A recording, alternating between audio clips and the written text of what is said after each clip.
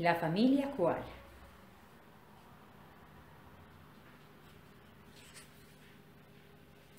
Papá y mamá koala tienen un pequeño koala que se llama Kiko. Es muy temprano y Kiko todavía duerme abrazado a mamá koala. ¡Kikiriki! ¡Kikiriki! Canta el gallo despertador. Entonces Kiko se despierta y sube a una rama y mira a su alrededor. Mamá koala le pregunta, ¿qué te apetece comer esta mañana? Kiwis, responde Kiko. Pues iremos a buscar kiwis, dice papá koala.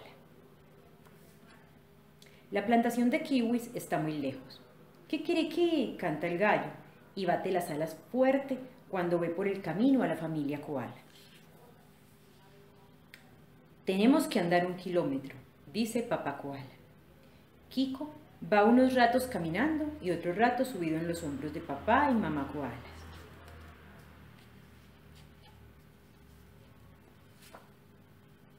Junto al camino hay un kiosco de refrescos. El mono que atiende el kiosco viste un kimono muy elegante. Allí la familia koala bebe 3 vasos de limonada. Por fin llegan a la plantación. Los kiwis están muy buenos. La familia koala come un montón. Papá koala pregunta, ¿cuántos kiwis nos hemos comido? Mamá koala responde, más de 3 kilos. La familia koala ya está de vuelta en casa. Kiko le dice al gallo, he traído algunos kiwis para ti. Y el gallo muy contento bate las alas y canta, kikiriki, kikiriki.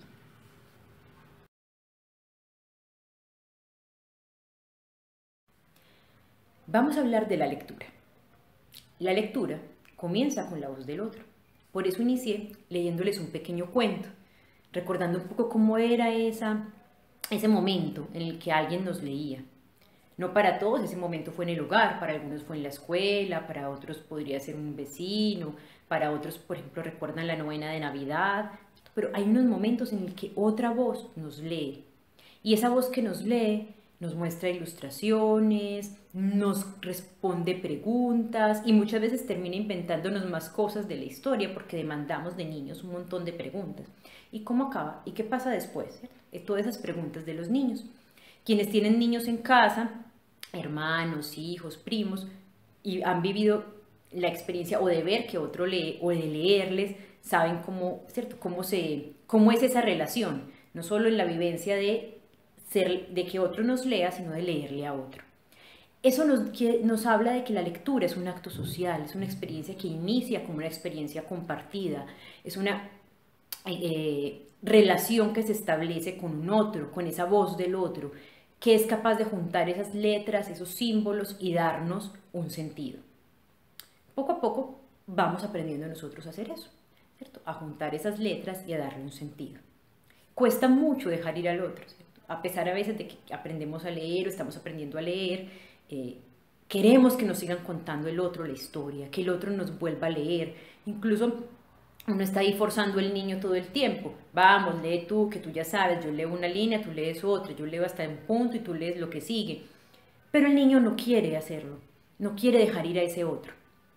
Hasta que llega un momento en que hay como un acto de independencia, un momento como total de, uy, leí y fui capaz de leerme todo este cuentito solo y entendí algo diferente, algo distinto, ¿cierto? Y es que la lectura da intimidad.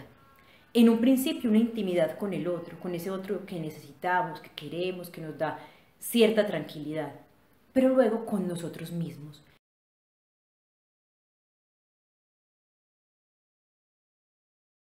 Ese acto de independencia consiste en poder imaginar por uno mismo. Siempre la imaginación es por uno mismo, pero es por nuestra propia voz. Nuestra propia voz le da energía, le da vida a nuestra imaginación. No necesitamos la voz del otro. Quizá necesitamos la escritura del otro, ¿cierto? Eso que está en el libro, en el texto, pero eso lo leemos con nuestra propia voz mental, además que es diferente. Nuestra voz en alta, ¿cierto? Leer en voz alta, que esa voz mental. Y vemos cómo hay un paso, ¿cierto?, entre cuando aprendemos a leer en voz alta, que es el primer momento de la lectura o del aprendizaje, y cómo después pasamos a la lectura mental. Y con ese paso también vamos entrando en una intimidad muy, muy, muy fuerte con nosotros mismos. Por eso se dice que la lectura es un acto de intimidad.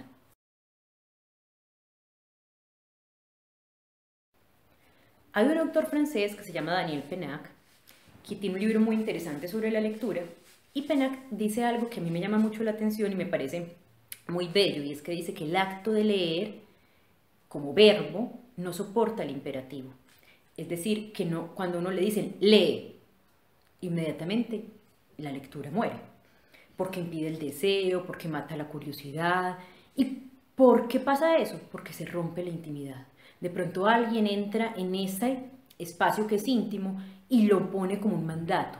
Entonces deja de ser algo que se elige y que se protege como un rincón único para uno. Él dice que eso lo comparte con otros verbos, soñar y amar, ¿cierto? No se nos puede mandar a soñar o mandar a amar, ¿cierto? Incluso sabemos cómo muchas veces tenemos experiencias en las que el otro viene, pues nos dice que nos ama, nos corteja o intenta conquistarnos y a uno le parece una buena persona, a uno le parece querido, a uno le parece todo, uno intenta quererlo, uno intenta amarlo, pero no hay manera, ¿cierto? El amor no soporta el imperativo, como verbo no lo soporta, no es ama a esta persona y punto, ¿no? Hay otra cosa del corazón, de más adentro, que elige ese amar. Igual sucede con la lectura. Entonces, ¿de qué intimidad hablamos, cierto? Les decía ahora de reposar en un rincón tranquilo, de inventarse un rincón incluso para uno reposar, porque no quiere decir que de verdad sea un rincón tal cual o un espacio solo de uno. A veces uno está alrededor con mucha gente y uno está ahí leyendo, no sé, en una silla, en una hamaca, en el sofá, en miles de lugares, pero pareciera que alrededor se está inventando un lugar solo para uno, un espacio para uno ensoñar eso que se le está proponiendo en la lectura. También es un momento de confidencia, porque eso que el libro va contando, va diciendo, eso que le va sucediendo a los protagonistas, o eso que le va contando a uno la poesía, que le va mostrando como en una imagen, en otra, lo conecta a uno con uno mismo. Y uno va teniendo reflexiones sobre uno, sobre la vida, sobre otros. Uno se encuentra un poco parecido a los protagonistas, siente cosas similares a ellos, o siente eso que el poeta propone en una poesía. Y a partir de esa identificación y de todo eso uno crea una confidencialidad. Hay algo de uno que solo se revela a uno mismo cuando uno está leyendo. Y que uno intenta contarle al otro, mira, leí, me pareció súper impresionante, y le lee y parece que pierde sentido.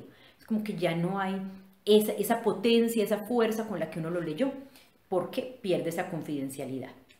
También hay gente que dice que la lectura es una rebeldía de no salir al mundo, ¿cierto? En nuestros días, pues, no sabemos si es una rebeldía no salir al mundo, ¿cierto?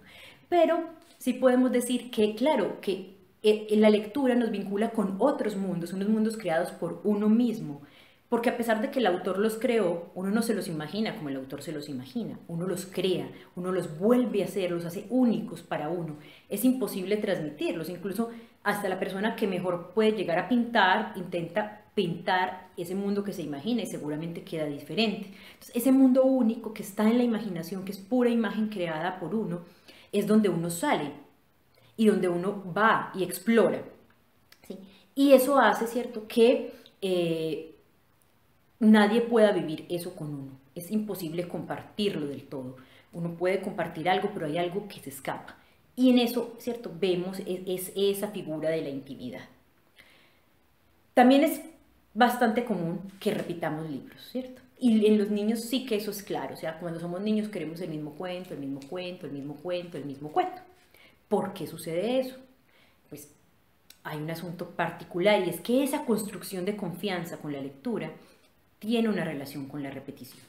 Es decir, repetimos porque la repetición nos tranquiliza, la repetición nos genera sosiego, nos da calma y nos permite cada vez más comprender a esos personajes, entrar más en ese mundo, entender más.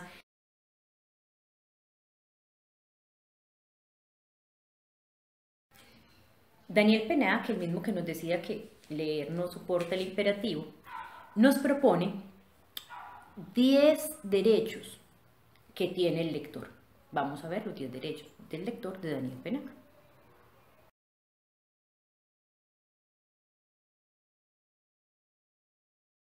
Tenemos derecho a no leer cuando no nos apetece, a no leer cuando no queremos leer, a no leer lo que no queramos leer o simplemente a no leer por muchos años en la vida. Es el primer derecho de un lector, elegir no leer.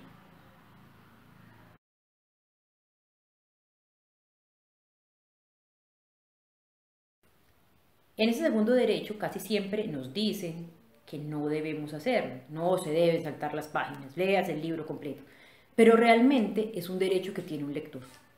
Saltarse páginas por curiosidad, por aburrición, por el simple placer de saber antes qué va a suceder, de ver si ese personaje vuelve a salir, cuándo vuelve a salir. Podemos saltar las páginas, es un derecho.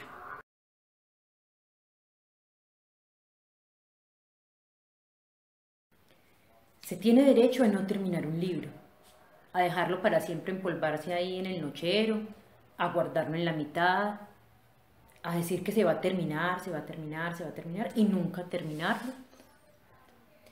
Pero podemos hacer ejercicio de ese derecho cuando queramos y con el libro que queramos.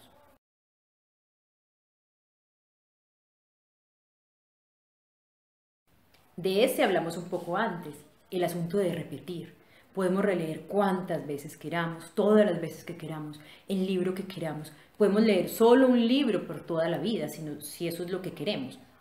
¿Sí? Es parte del, del ejercicio, digamos, de leer, del oficio del lector. ¿Sí? Si es leerse un libro, solo un libro toda la vida, o solo un autor, o solo libros de ese autor, está en su derecho de hacerlo.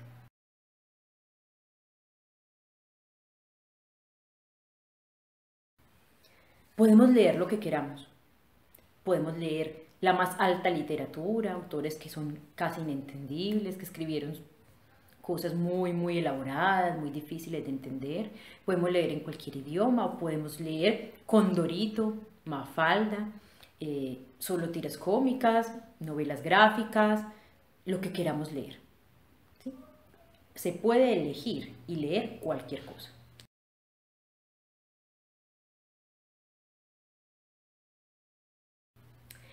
Este derecho está inspirado en la protagonista de Madame Bovary, ¿sí? Emma Bovary. Emma Bovary era una mujer eternamente insatisfecha. Nunca estaba contenta, especialmente en asuntos del amor, porque siempre tenía unas aspiraciones y unos ideales que no se cumplían en ninguna persona, en ningún hombre. Entonces cambiaba de amantes y nunca ninguno la satisfacía por completo, siempre encontraba algo que le faltaba en ellos. Puede suceder eso con la lectura, que nunca ningún autor nos tenga satisfechos o que seamos infieles a un autor. Es decir, toda la vida leímos un autor, es nuestro favorito, es el que más amamos, lo amamos, pero llega un momento en la vida en que ya nos parece como, ya no nos gusta, ya no lo elegimos, queremos otro y otro se vuelve nuestro favorito y podemos hacerlo. Porque no siempre en la vida nos satisfacen las mismas cosas. O nunca tener un autor favorito, nada nos satisface tan plenamente como para tenerlo. Entonces tenemos muchos autores favoritos o ningún autor favorito. Y vamos de uno al otro en esa búsqueda de satisfacer, ¿cierto? Esa lectura y eso que queremos que la lectura nos llene y nos conteste.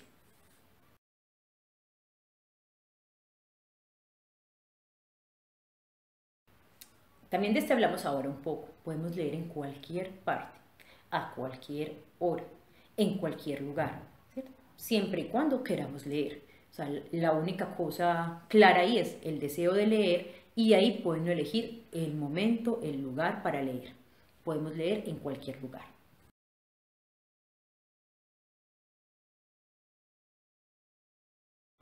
Este recuerda como a la gallina que va picoteando, ¿verdad? Que va cogiendo sus granitos o está buscando, ¿cierto? Su lombricita y va picoteando el pasto. Podemos hacerlo así, podemos leer un poquito aquí, un poquito acá, un poquito acá, tener 25 libros en la mesa de noche, 25 libros en el escritorio, leer de todos y no leer ninguno. Se vale pasar por todos, saltar, salpicar, es posible hacerlo y es una forma de leer.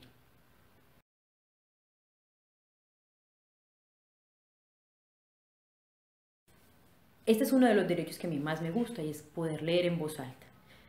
Como vivimos siempre con otras personas alrededor, casi nunca podemos leer en voz alta, porque le estorbamos al otro, porque interrumpimos otras cosas. Bueno, y en momentos así, donde vivimos como tanto tiempo en casa, pues sabemos que es complejo eso. Entonces, tener el derecho de leer en voz alta es muy bello, o sea, darse la oportunidad de escuchar su propia voz, ponerle el propio ritmo al texto y tratar de tener la voz de los protagonistas.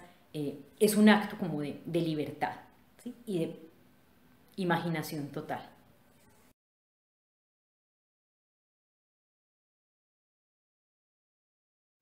Se puede no querer hablar de lo que se está leyendo, poder quedarse en silencio, callados y no hablar de nada de eso que estamos leyendo.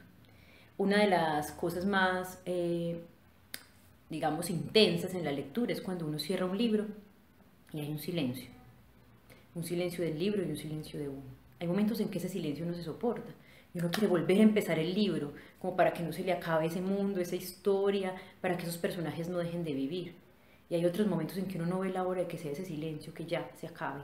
Y otros momentos en que el silencio llega con todo el placer, como que, qué bonito lo que acabo de leer, qué bueno lo que acabo de leer, o qué duro lo que acabo de leer, qué fuerte lo que acabo de leer, qué intensidad lo que me dijo este libro o lo que yo pude entender de esta historia.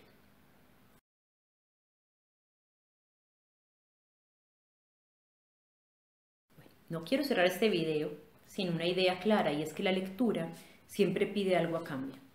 La lectura no es un acto desinteresado. Es decir, que la lectura no me pide nada a cambio y soy feliz porque ahí estoy y nadie me pide nada a cambio. Puede que nadie pida nada a cambio. Es decir, no hay otro humano, social, que nos esté pidiendo algo específico. Pero la lectura sí nos pide ser interpretada, es decir, tratar de comprender. Porque uno se sienta frente a un libro y la pregunta que se está haciendo constantemente es: ¿qué me dice? ¿Qué me dice? ¿Qué está sucediendo? ¿Qué está pasando? ¿Qué me dice? Y en ese que me dice está esa interpretación, eso que la lectura nos pide a cambio. Pero no es una racionalidad intelectual lo que la lectura está pidiendo.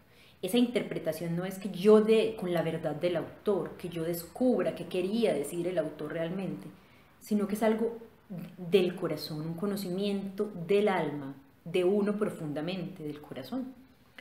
Y ahí es donde uno dice: ¿qué me dijo el libro? Y no importa si ese qué me dijo el libro, qué entendí yo aquí, o qué me está permitiendo el libro, coincide con lo que el autor, o toda la crítica literaria, o los profesores, o cualquiera entiende. Lo importante es lo que el corazón le está diciendo a uno en relación con esa lectura. Entonces, la lectura pide eso a cambio, ¿cierto? Como que demos, ¿cierto?, nuestra propia mirada, nuestra interpretación, que le pongamos un toque, que es lo que nosotros entendemos y lo que la lectura nos lleva a entender. Nunca hay tiempo de leer, nunca. El tiempo de leer siempre es robado, siempre. Siempre es pellizcarle a la vida, a los momentos, algo para leer. Lo que sí es cierto es que los seres humanos nos enamoramos de las historias y nos gusta saber las historias. Entonces nos sentamos frente a las series, frente a las películas, frente a las telenovelas. Digamos que hay una primacía en este momento audiovisual, pero nos sentamos frente a historias y queremos saber más de esa historia. Y somos capaces de ver una serie completa en una tarde, o en un día, o trasnochar, que amanezca y estamos todavía viendo la serie, porque nos gustan las historias. Igual sucede con la lectura. La lectura nos atrapa porque nos atrapan las historias, pero el tiempo para sentarnos a que esa historia nos atrapa, para dejarnos atrapar, siempre se lo tenemos que robar a la realidad. Entonces los invito a eso, a que le roben una pizquita, ¿cierto?, de tiempo al día, a la realidad, para dejarse atrapar por una historia, para leer y para tener ese momento de intimidad.